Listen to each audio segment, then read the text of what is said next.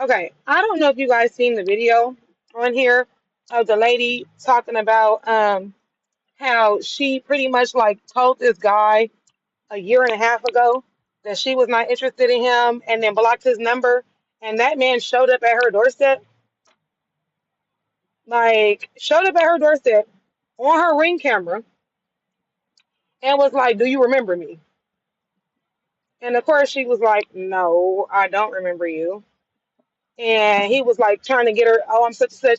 Then they kept saying like, "Well, can I at least show you our text messages so you don't think I'm a creep?" Meanwhile, being creepy. And also, can I, I was just trying to see if I could see you sometime, or if I could take you out. Here's the crazy part.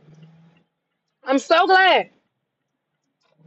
I am so glad that as cringe as that man was, that he did not assault her.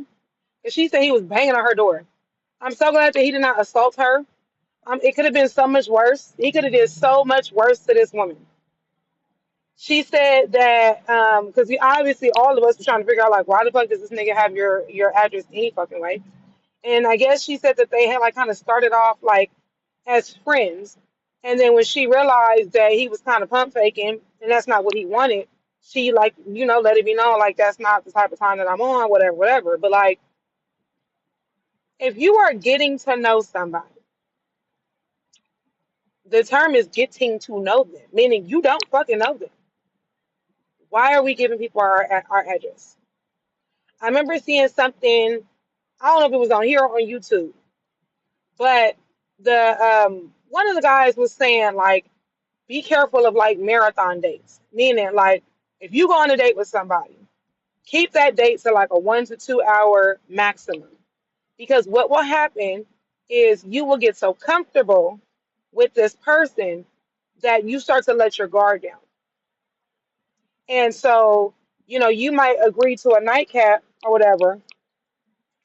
Or you might say, "Oh, yeah, we've been having such a great time. Sure, I'll go back to your place and have a drink." Or, you can come to mine, whoever's closer, whatever. That's where you fuck up. That's where you fuck up. Because if you go back to his place and you say no, you're already in his house. He can R word you. If you say yeah, and this person comes to your house, and you do decide like, okay, yeah, we had fun, but the vibes really aren't there like I thought they were. This person knows where you lay your head at. People are stalkers.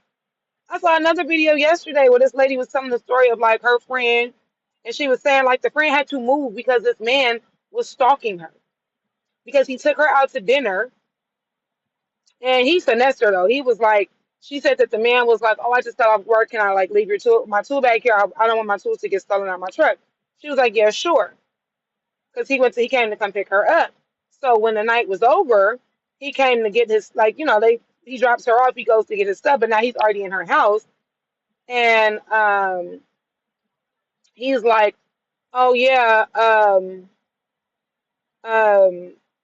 like we had such a good time. Like, you sure we're not gonna do the thing?" And she was like, "Yeah, no, that's not what I'm doing. That's not the type of time that I'm on."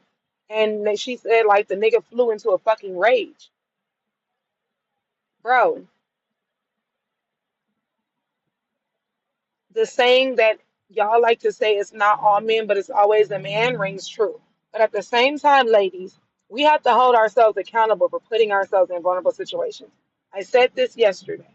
Okay, everybody is guilty until proven innocent. You don't know a murderer until they murder you, and by then it's too late. I don't care how nice somebody seems. And obviously, the same thing can be for men because I hear some stories on here and I'd be like, bro, what the fuck? Like, but I'm speaking to the ladies right now. So I said that to say that you literally don't know. It's people you've known your whole life that will have you fucked up in your house. So why would you let a complete stranger in your house? Why would you let a complete stranger know where you live? Yes, I think it is a gentlemanly gesture to say, hey, do you want me to come pick you up, or would you like for me to send you an Uber? I'm going to say no every time because, I have my own shit. But I do appreciate the gesture. But even then, let's say that you don't drive. Let's say that I'm not getting in a car with a man that I don't know. But let's say that you don't drive, and the man offers to send you an Uber. Take the fucking Uber away from your house. Don't get in the Uber at your house because now that man has your address. Like, I don't know why we're having to have this conversation, and I'm not saying this to shame anybody. I'm saying this out of concern. I realized that there are some young ladies that did not grow up with great male figures in their lives. So certain things I always say with me being raised by my dad, there's just certain things that I'm like, y'all don't know that, and it's not from a shame place. It's just that a man raised me, so I tend to understand how they think because I was raised by one. I wasn't raised by a woman. So with that being said, I don't give a fuck how cute he is. I don't give a fuck how safe he seems. I don't care how great of a time you guys had. That man should not be in your house. He should not be in your house. He should not have your address. None of the fucking things. Please, please, please, please, please. Love yourself a lot more than that. Because once they take you out of here, baby, that's it.